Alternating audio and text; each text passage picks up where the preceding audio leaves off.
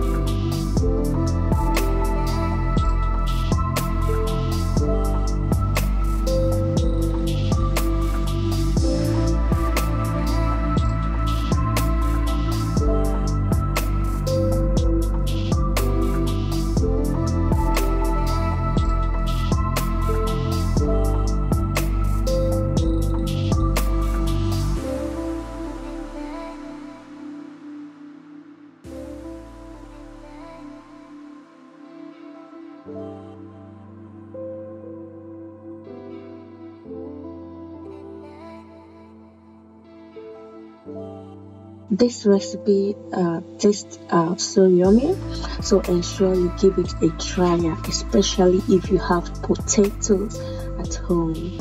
And that will be all for today's video. If you are new on my channel, kindly subscribe and click the notification bell for more yummy recipes and interesting videos. See you some other time with another yummy recipe.